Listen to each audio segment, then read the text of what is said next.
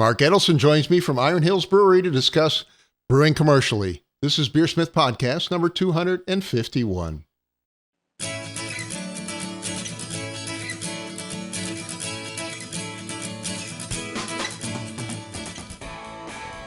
This is BeerSmith Podcast number 251, and it's early February 2022. Mark Edelson joins me to discuss how a craft brewery decides what to brew. Thank you to this week's sponsors, Craft Beer and Brewing Magazine. Every issue of Craft Beer and Brewing Magazine is packed with articles for homebrewers and beer lovers. They offer access to videos, brewing courses, exclusive articles, and the amazing Craft Beer and Brewing Magazine. Go to beerandbrewing.com to get your subscription today. And also the new Brew Commander, the brewhouse controller from Blickman Engineering.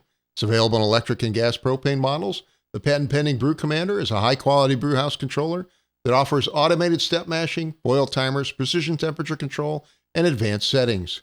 Command your brew day with the new Brew Commander. To order yours today, visit blickmanengineering.com. Again, that's blickmanengineering.com. And finally, I'm happy to say the web-based version of BeerSmith is available now at beersmithrecipes.com. BeerSmith for the web lets you edit and brew recipes from any browser, including your desktop, tablet, or mobile device. The new web version gives you access to tens of thousands of recipes, online recipe editing, advanced water tools, and much more. You can try BeerSmith Web for 30 days by setting up an account at beersmithrecipes.com. If you purchase a Gold, Platinum, or Pro license, you get both BeerSmith Web and the desktop version for one low price. Check out beersmithrecipes.com now to give BeerSmith Web a try. And now let's jump into this week's episode. Today on the show, I welcome back Mark Edelson, brewer and owner at Iron Hill Brewery in Philadelphia. Mark started as a home brewer and opened Iron Hill in 1996. He's brought home 49 GABF awards and has been brewing since 1990. Mark, it's great to have you back on the show. How are you doing? Great to be back, Brad. Thanks for having me again.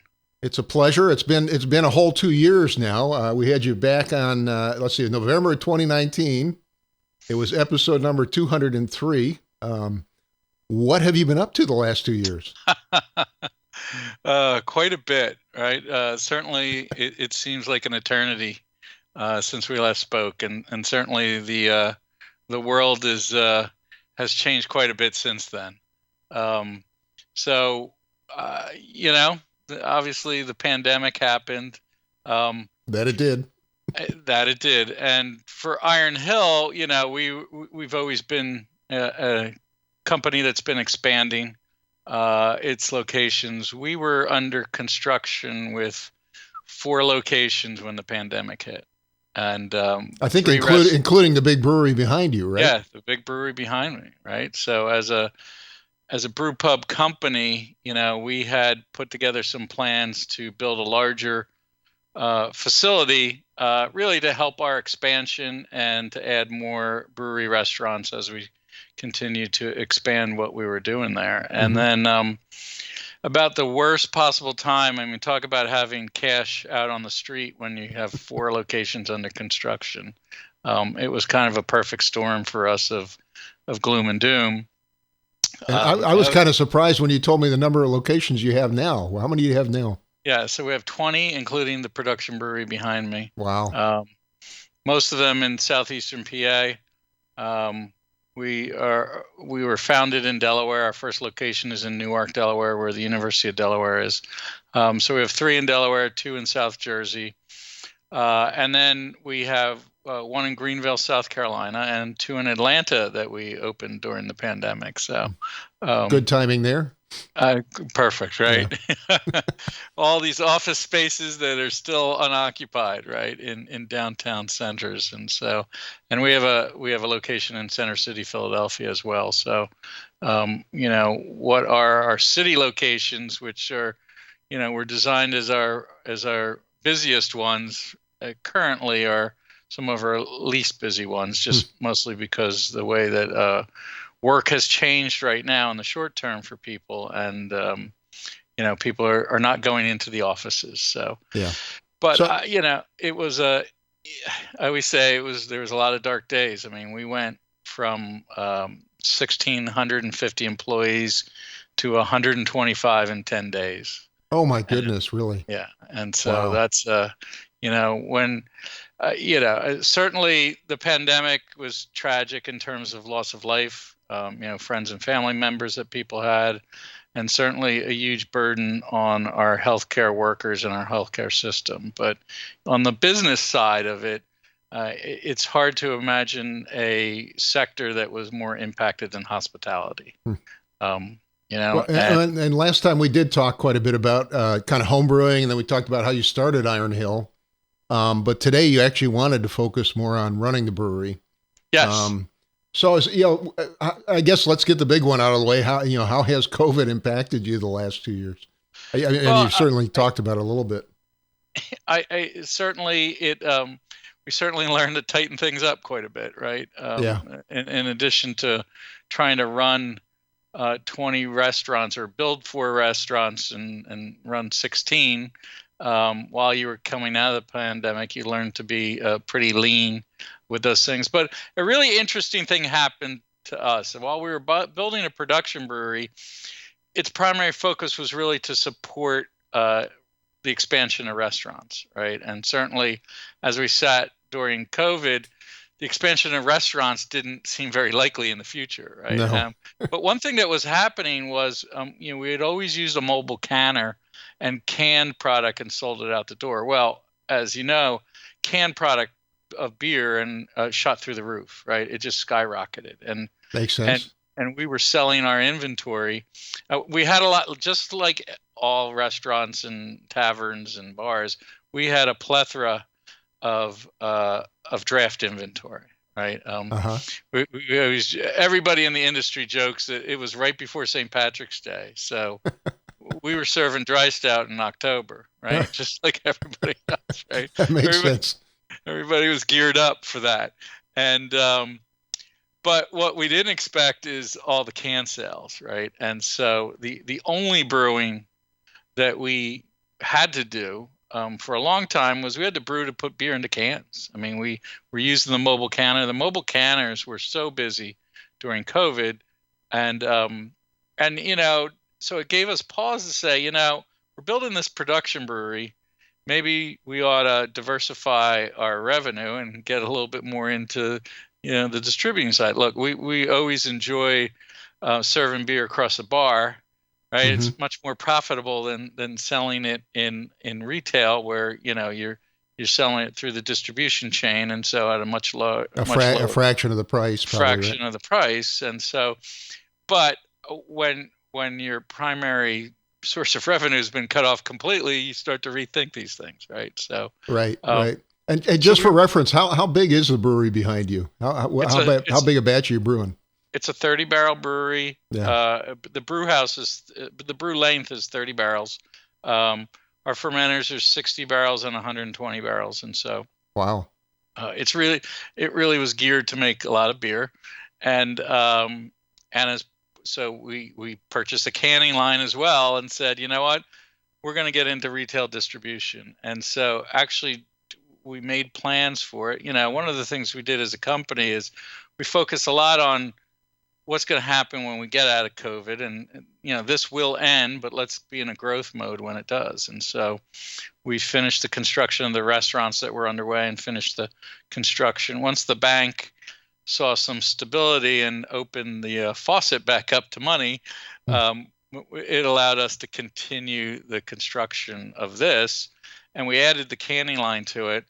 And actually, ahead of opening this facility, we actually use a contract brewer, a local friend of ours, to brew beer and put it in cans for our launch. And we launched locally in the tri-state area here in the Philly area into retail. So, and it's going great. And so I would say there's not a lot of happy things coming out of COVID, but one of the things for us is it allowed us to pivot into something that we've been doing for 25 years, right? Making great beer.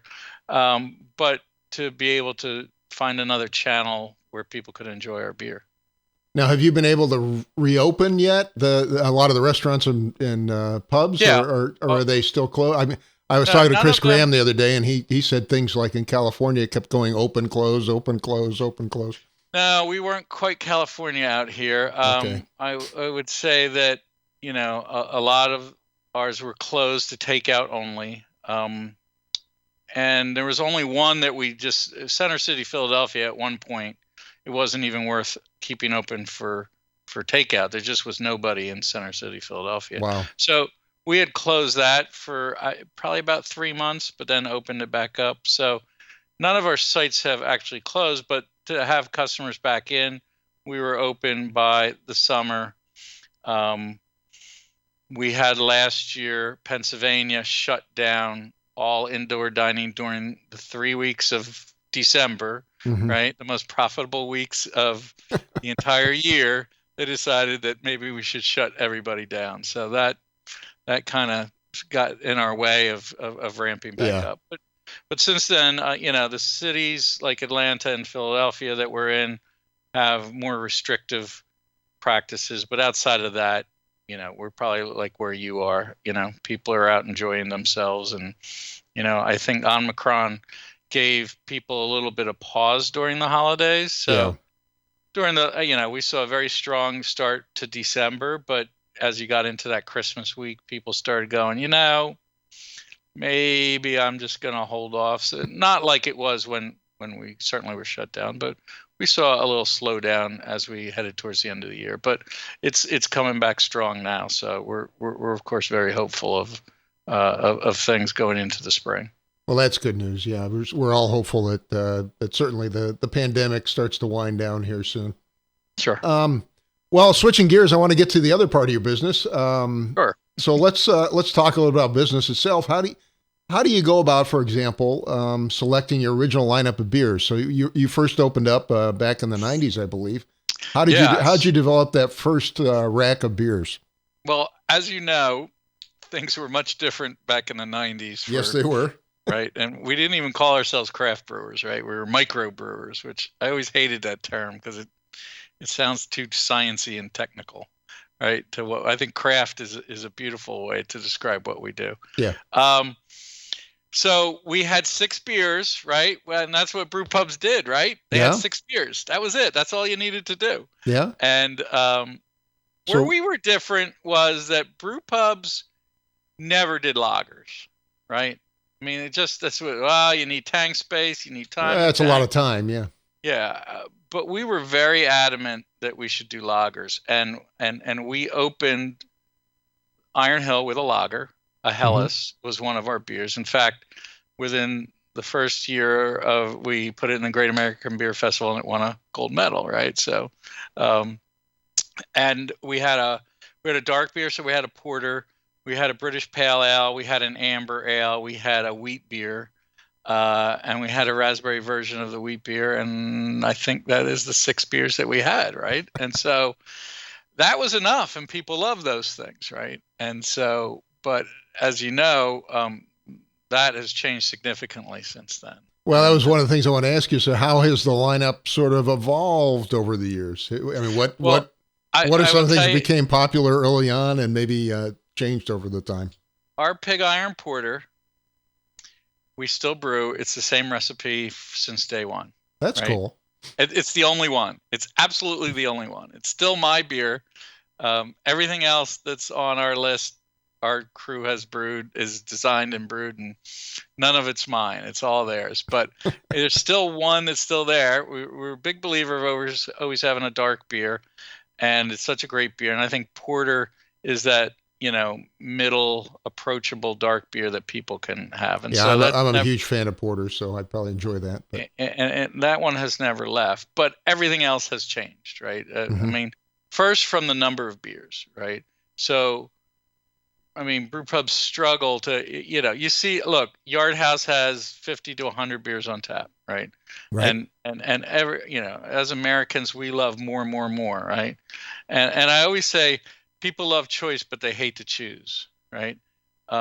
They always go back to the same beers. So when you look at these multi-taps, unfortunately, as brewers, you know that 15 to 20 of them move and the rest do not, right? They die a slow death on tap. And so we have 15 or 16 beers on tap at any one time, which is way more than the original 6 that we had. But I mean, that's certainly a good selection, yeah. Yeah, and it is. I believe that people can't look at a list bigger than 15 and make a choice, right?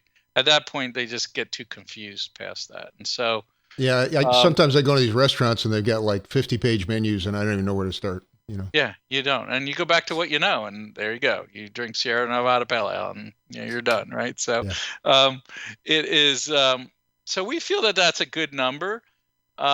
Certainly what was deemed IPA in 1996 has become categories beyond, right? And so I think the things that really shifted is one is we Americanized every style on the planet, right? We love to do that as Americans. It does seem that's the case, yes. We put American in front of everybody.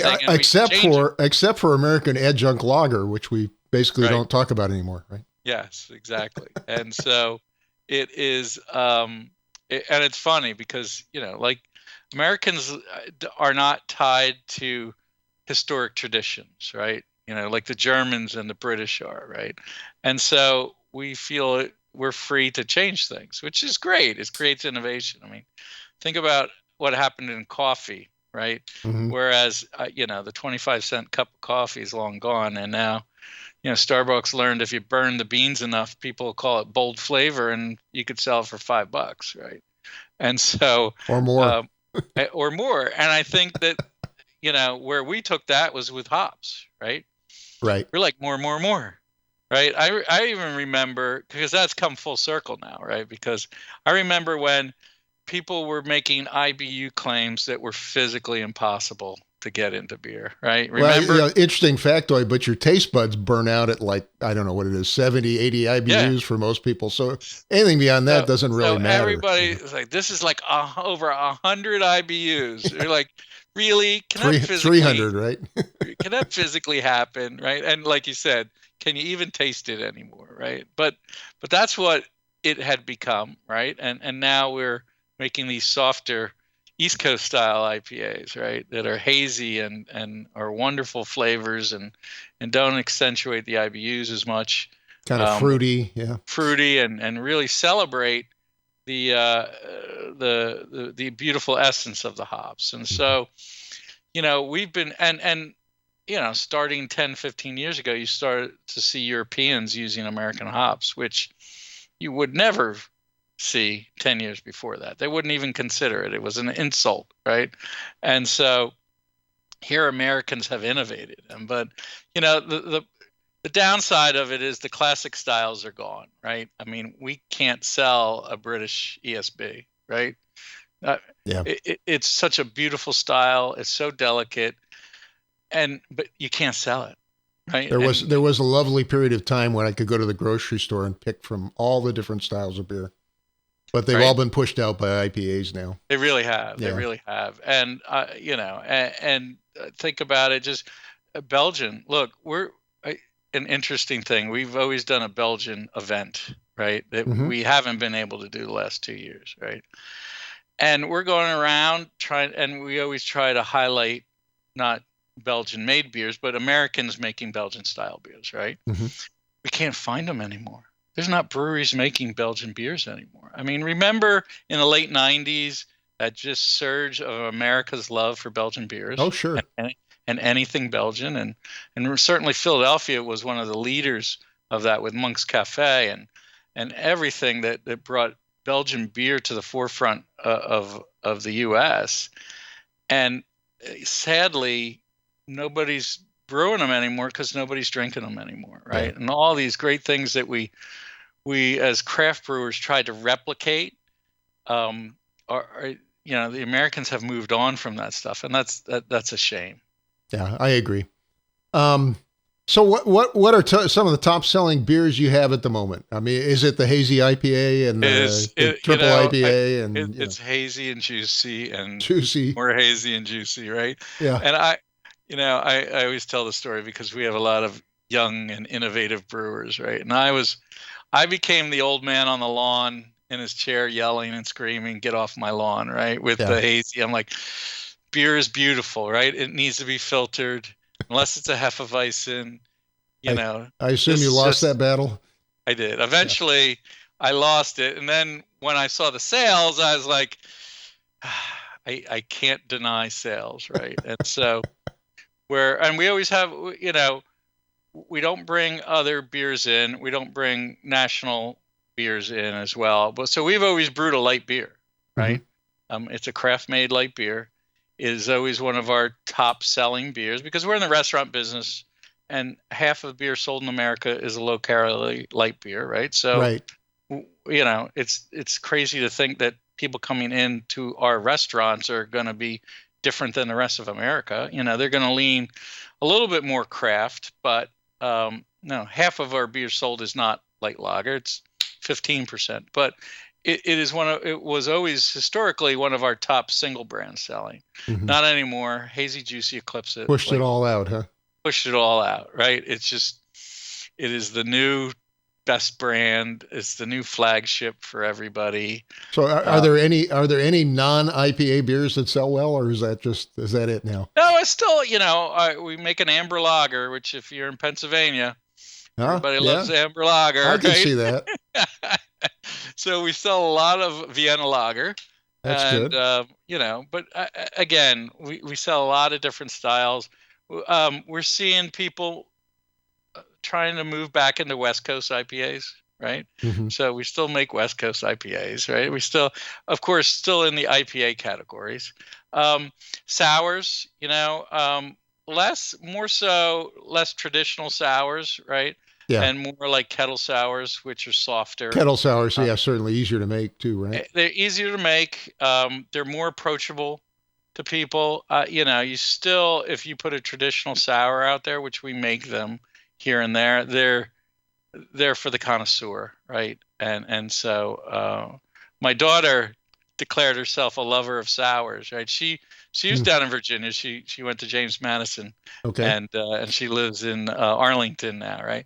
She goes, Dad, I love sour beers. I'm like, do you really? Right? And so looking at what she drinks kettle sours, which have great fruit flavor into them, and I describe them more as tart beers rather than sour beers. But great, that brings people in to trying these different beers, and we have a whole kettle sour program, right? Our Saturday morning series where we use different. So, we try to stay plugged into what is going on out there and what the hot styles are. So how do you go about deciding which beers are worthy of adding to the lineup? I assume you have a pilot brewery of some kind? No, we don't. Don't, huh? We have 19 pilot breweries, right? Oh, 19. So, right. So all of our breweries are 10 barrel, 10 hectoliter systems. And people always ask, well, do you brew on a homebrew system? I said, we're well past that. We understand enough about ingredients. Yeah. That we're,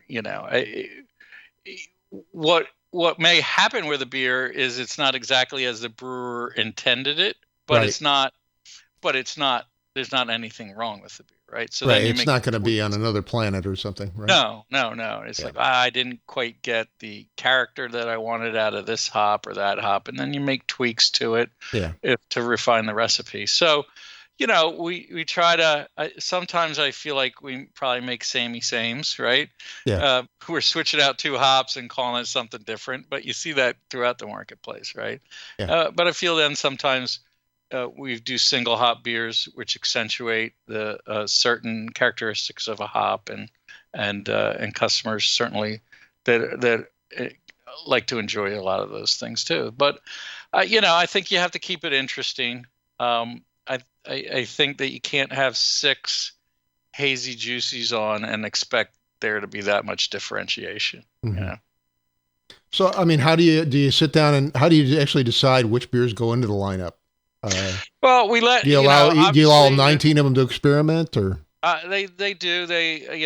We give them, first of all, our beer menu has some guidelines, right? So, okay.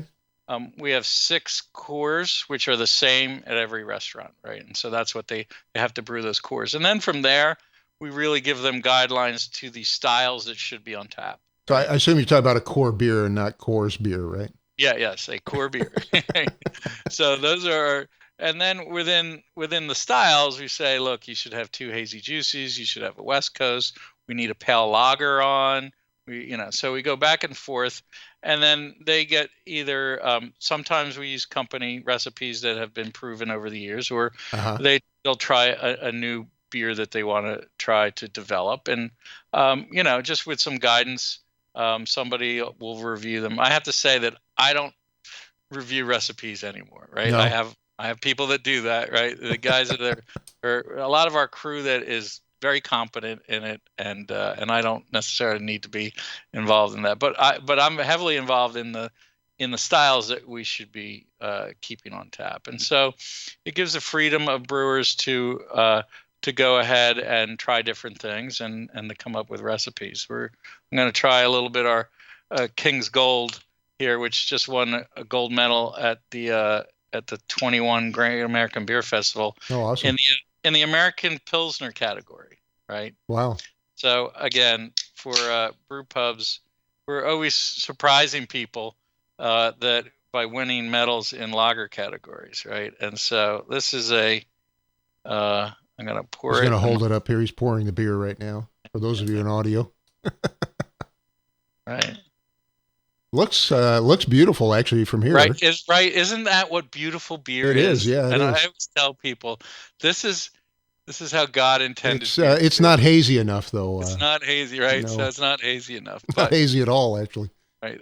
But you know what? Our customers love it, right? This is where people just get tired and they're like, I like to go back to, this stuff, right? Yeah. And so it's a pre-prohibition beer, right? So it looks delicious. Yes, and it is absolutely. I'm going to send you down some. So how do you decide to take you got 19 breweries that are trying new things. How do you decide what to actually push up to the production brewery? So that's interesting. So the production brewery will brew some draft, core draft for it, but for cans, yeah. What we do is we look at draft sales, right? So customers tell us what is popular, right? Makes sense. By the choices they make. And we always have that discussion with brewers that want to rebrew something, right? Because in a brewer's mind, everything they made personally sold great, right? Right. But I always like, you pull out the actual numbers, huh? Exactly. I'm like, we can go to the videotape on this one for sure. Right? Let's see how that held up. Like, you want to stick with that statement, or how long did that one sit in the keg? Exactly. So, or there's stuff that we just knew flew through it, and as much as we try to circulate around and taste all the beers that are made, and sometimes you taste a beer and you're like, wow, right? This is really, and so we look to that because every year we look to introduce new cans into the lineup. And again, that's not necessary for retail now. So we've got this great process by which we can put a beer in cans and just sell it in our restaurants, right? It doesn't have to go out on a retail. Oh, that's pretty cool. There's less of a commitment.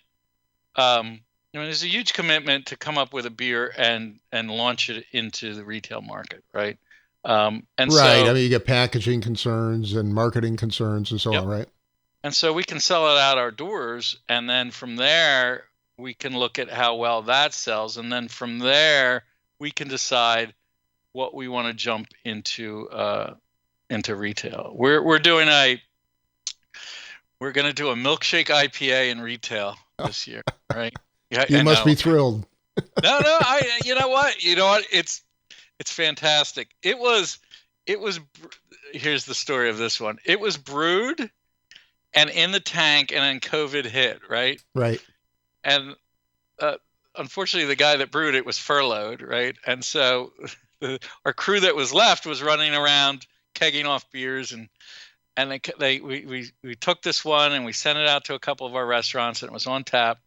And I brought some home, and I have several kids now who have graduated college and they were college age at the time, and they're all drinking it and they're going, "Dad, this is fantastic," right? And I was drinking, I'm like, yeah, it's pretty good. And it was flying out everywhere across the company. And so we rebrewed it, and again, it flew. And so I'm always nervous about putting a milkshake IPA in a can, right? I don't want to create bombs. No. And so we put it in the production brewery and put it in cans for sale in 2021 out the door in our restaurants, and it flew out. And so this year it's in our calendar to introduce into retail this summer. That's awesome. Well, Yeah, that's cool. so it's a great having both the retail portion with the brew pubs and a production brewery. Like I said, gives us 19 labs to try different things and to put it in front of customers. That's very cool. And then I guess the other obviously question is how do you retire a beer? How do you decide that this one's not going to be brewed again? Is it all sales driven, or are there other things that come into it? A lot of it is sales driven. That doesn't surprise me. I've been, my first Christmas ale that I did just should never be brewed again, right? it was before, when you're how many Christmases was it around? Way too long. And as a home brewer, I think the biggest jump problem you have from home brewing to larger scale brewing is scaling things like spices and flavors, right? Yeah, I could see that. It's just not linear in any way, right? And my first Christmas beer had way too much spice in it. It just was, so that it's kind of like hops. I think you get much higher utilization from the spices, right? Yeah. But some, we brewed some beers that were hits, and what do you call it?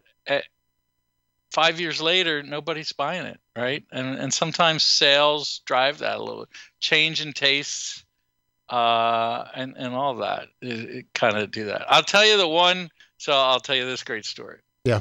So I had this idea when we're doing a lot of barrel aging, right? And I love hot sauce. I was like, you know what? We should age a beer in a Tabasco barrel, right? And everyone's like, well, my brewery team was like, no way. Absolutely not. I'm like, no, we're going to do it. So I found one of our assistant brewers who bought into it, right? I'm like, come on, we'll do this together, right? So I called McElhenney's down in Louisiana, and they sent up a Tabasco barrel, and then all this paperwork, because they wanted to make sure if we're going to use the name Tabasco that we used it right, which I appreciated. And I aged our porter in a Tabasco barrel, right? Mm-hmm. So when we went to taste it, it was undrinkable, right? Which I guess you would expect. But what we decided is we're going to blend it off, right? Mm-hmm. And so we blended it off and cut it down until it got to a flavor profile. And then we bottled it. And we were doing a lot of cork finish bottling, right? It was called Ring of Fire. Okay. Of course. But what I forgot is, when you age in like a whiskey barrel, you're aging in a spirits barrel, right? Right. When you're aging in what is essentially a food barrel, right? There's a lot more things going on there, right? Yeah. And so we saw, I think one beer writer said, when you open this, make sure you wear a hockey mask. Oh my! Right? Yes, and so there were bombs of these, right? And so it was interesting. We just celebrated our 25th anniversary, and we had an anniversary event at our very first location in Newark, Delaware. And my partner showed up with all these beers he had saved over the years, including 2 Ring of Fires. And I'm like, fire in the hole, right? What are you doing? These are bombs, right? And so they were kept cold for 20 years, and we did open them, and surprisingly, they tasted great. They really did. You could taste They just needed to be aged for a little while. That's the key. Yes, exactly. Well, just age them for 20 years. It's like a Barolo wine or something, right? Yes. So. Yeah. Well, since you developed quite a few award-winning recipes over the years, how do you personally sit down and go? I know you're not developing a lot of recipes at the moment, but how do you sit down and develop a new recipe starting with a blank sheet of paper? Well, I think that, and as we teach people how to do this, right? Yeah. The first thing is to visualize what you want, right? And you have to, and usually that's by, I want to make a beer like this, I mean, it's a lot harder to say I'm going to just come up with something completely new, right? I think very few beers are developed that way. Yeah. But I think what you do is you take inspiration from what others do. And we always encourage all of our brewery staff to be out there and trying other products. So and that's the beauty of going to the Great American Beer Festival, right? because in one building you have so many beers that are outstanding, and the breweries to go to, and you can and you can sit at their booth and taste, and I think that creates inspiration, right? And then from there, what you do is you take what and you develop the recipe, what you know about ingredients, what you know about hops, right? Mm-hmm. What do I need to put together? I always try to make sure that it's not too complicated, because I don't think it needs to be, but it doesn't need 15 malts, right? Right. No, I agree. Simplicity is a fundamental precept, I think. Yes. And so, but knowing what you know about recipe development, and that's where I think, and certainly our suppliers are always coming out, malt suppliers are always coming out with different malts, different specialty malts, right, that they want you to try. And there's ways to, to steep them and try to see what the flavors are, and again, visualize that. And certainly the hop programs they're putting new hops in front of us all the time that they want us to try. And so these are opportunities for our crew to try to take some of these new things and make something unique and different with using what they know. They know their system's efficiencies. They know what the malt bill needs to be. Right. They know how the hop utilization works in it. They know how to dry hop. Sometimes if it's a new hop, you have to guess at dry hopping, right? I mean, yeah, you take a stab at it, and we're always trying to make sure that our pounds per barrel of hop usage are not so insane that it's upside down on cost. I mean, you can't charge $13 for a pint, right? But no. Sometimes we're making beers that only make money like that, right? And so, we're always kind of pulling. We teach the business side of it as well, right? We have to make a profit. So we have to make it profitable, and this isn't just fun time, right? To throw everything you want at it. And so, our brewers have financial bonuses as well, in terms of running their operation. So, and that's an important thing to learn, because you've got to run a whole operation, right? It's just not cool kids making cool stuff, right? It's a business like anything. And no, it's not like homebrewing. One of the things I love about like homebrew con, you go to homebrew con and you have some of you go to homebrew night, and it's just unbelievable because people can make stuff that's completely commercially infeasible. You know what I mean? So I'll tell you a story. So right after we spoke last, and I don't know if I talked about it, but we were doing this competition, Brew with a Legend, where you mentioned that at the end of the show, I think. Yes, and so let me bring it full circle. So it was great, because I went to 5 different areas where we because we tried to regionalize it. So we had 5 areas where people could compete, and then one was down in the South, right? And I was involved in some of the judging, but we had one winner in every region, and they got to brew their beer at Iron Hill. Right. And then I would brew with them. And I go to a lot of the clubs that we sponsor and stuff like that, but not really brew with them. Mm-hmm. And so I got to brew with them, and talking with them, the advances in homebrewing equipment were on a much different planet than in 1994 and 95 when my partners. I mentioned I had Chris Graham on last week, and last episode, and we were talking about it's stainless everything now. It's just incredible. It is. And I remember everything in the 90s was cobbled together with igloo coolers and whatever hose I could get from the hardware store. We splurged because we had a Sankey keg that was a kettle and a lauter tun, right? Wow. So you put the screen in the bottom and you lauter, and then you dump it out, because then you ran off into the pot, right? Yeah. We just had a pot, and then we used the keg and put it on top of the Cajun cooker. And then I mean, there's guys that have glycol systems at home now. It's incredible, Right. But what the most amazing one was that there's this, and you know what it is. You put it in your carboy, and it's got Bluetooth, and it tells you the temperature and gravity. Yeah, right? that's you're probably thinking of the tilt hydrometer, although there are a few competing ones, I think. Uh-huh. And I was like, what? Like the guy showed me on his phone all the stuff he had in Carboys and what it was. And Yeah. I was like, oh God, we don't have that, right? Yeah. And so I'm looking at the devices, and what I realize is they don't transmit through stainless, right? So No, probably not. we can't throw them into a fermenter in the brewery and get that. I was like, but it just made me really think about the advantages that homebrewers have that we didn't have back then. I heard your discussion with Chris, and one of the things I was surprised about was how many you talked about a move back to all grain brewing, and when we were brewing, we were always all grain brewers, and it just seems like maybe there was a turn where people went back to more simplistic and doing extracts again, but we were always all grain brewers. I mean, the move now is actually towards smaller systems, I think, partially because of COVID. Sure. So a lot of people are back to brewing 5-gallon batches when they had 10 or 15, 20-gallon systems, So I have a beer in front of me. Right? Oh, there's another one. And now, so this one was one of the award-winning beers, right? And so I went. It is a Beet Beer, right? So is it made with beets?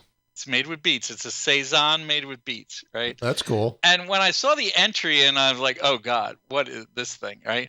And it won, and I was not judging in that region, so I called the brewers. I'm like, "How could that be, right? How could a Beet Beer be the right?"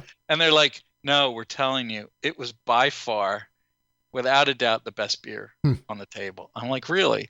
And I went to brew it, and we used our hopback, which we don't use hopbacks much anymore, right? But we have hopbacks, and the kitchen cut and peeled all these beets, right? And we filled the hopback with beets, right? And it looked literally like a murder scene, right? It's even the finished beer is pretty red right? Yeah, but the runoff looked like that, right? Yeah. And saison is the perfect style to have the earthiness of the beets in it, right? It's got this beautiful ruby color. It does. And I love the flavor of it, right? And in classic style of good homebrewers, it's called Dewey, Beat 'em, and How, right? And so, yes, you laugh because you're a Three Stooges fan, right? Yeah. So all of us older people know that it is the derivative of Dewey, Cheatham, and Howe, the law firm from the Three Stooges, and so that's a fun story of one of our homebrew competitions. That's awesome. Along those lines, is there anything you tried that you really thought was going to be just fantastic and maybe didn't quite work out in practice? Well, certainly, the Tabasco beer. Yeah. And you mentioned the holiday beer, but yes, I'm sure you have others. Well, I will tell you that I love German Pilsners. I love the German Pilsners that we make, right? And the Czech Pilsners. And everyone keeps talking about the return of Pilsners, right, in the craft segment. And it just, I keep hoping and hoping for it. It kind of hangs on the edge there, right? Like I said, this beer is, we're really hopeful that it comes, as we've released it and it's award winning, we know it's going to sell. But I just, I'm hoping for these classic styles to really regain some ground in customers' minds, you know. And I mean, we've had a bit of a shakeout the last 2 years. There's a lot of craft breweries that obviously did not make it.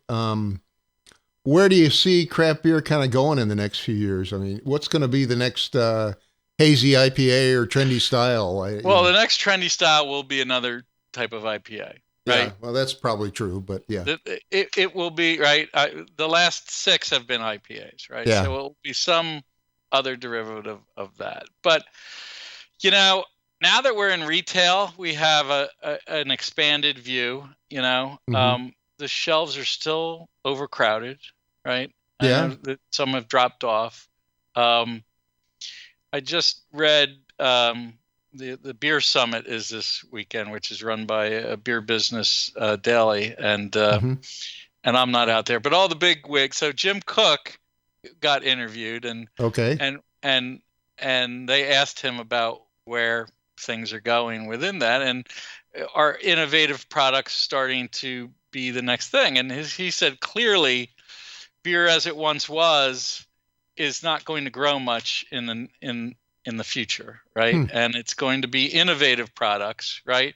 Whether beer products or certainly Sam Adams has cornered the market with Truly on the seltzer side and with the iced tea side of things. But Yeah. look, as brewers, we see the RTDs out there and all the other products that are out there that interfere with the beer space, to be honest. I mean, they compete in the beer space. Well, I mean, if you look at the raw numbers, I think beer consumption peaked in like the late 50s or something like that. Really. Sure. Yeah. Right. So, I mean, it has been in a decline for quite a long time. It's just craft beer obviously has been growing at the expense of the traditional lagers. And spirits are making their way slowly in as well with that. So, look, for beer, for right now, it's going to be innovation. Like I said, the next IPA will be what everyone needs to shift to, right?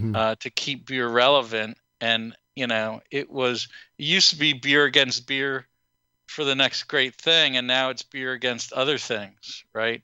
And do brewers start making those products, or do they just try to compete against them? So there's a lot of challenging things for brewers in the next decade.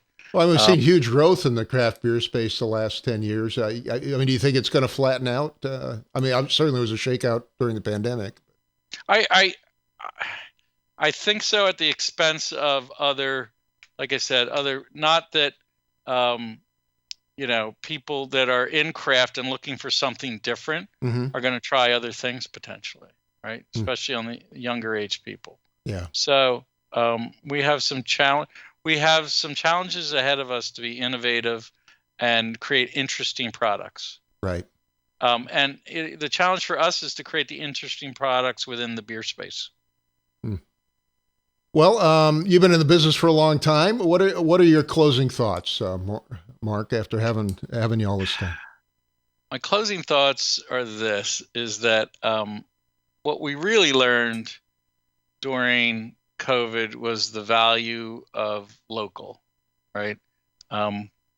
So many businesses were saved because deep down people appreciate their family and and they consider local businesses family, right? True. And the beauty of craft beer and craft brewers is that, especially the really small ones, is that we're local, right? We are your local brewery and all of that. And so, that's an advantage to us. And I hope that doesn't become unfashionable or fall out of favor, that people continue to support local, because that's what will be keeping craft beer going and craft brewers going, is the support from local. So I guess my message to your listeners is make sure that you go out and support your local restaurant and support your local brewery, your local beer garden, all of the local business people. Well, Mark, thank you so much for coming on the show today. I really appreciate you being here and taking time out of your busy schedule. Great, Brad. Thanks. Welcome to. It's great being here. Today, my guest was Mark Edelson, brewer and owner at Iron Hill Brewery and winner of some 49 GABF awards. Thanks again, Mark. Thanks for having me. A big thank you to Mark Edelson for joining me this week. Thanks also to Craft Beer and Brewing Magazine. They offer access to videos, brewing courses, exclusive articles, and the amazing Craft Beer and Brewing Magazine. Go to beerandbrewing.com to get your subscription today. And also the Brew Commander, the brewhouse controller from Blickman Engineering. It's available in electric and gas propane models. The patent-pending Brew Commander is a high-quality brewhouse controller that offers automated step mashing, boil timers, precision temperature control, and advanced settings. Command your brew day with the new Brew Commander. To order yours today, visit BlickmanEngineering.com. Again, that's BlickmanEngineering.com. And finally, the web-based version of BeerSmith is available now at BeerSmithRecipes.com. BeerSmith for the web lets you build, edit, and brew recipes from any browser, including your desktop, tablet, or mobile device. You can try BeerSmith Web for 30 days by setting up a free account at beersmithrecipes.com. If you purchase a Gold, Platinum, or Pro license, you get both BeerSmith Web and the desktop version for one low price. Check out beersmithrecipes.com and give it a try today. I'd like to thank you for listening, and I hope you have a great brewing week.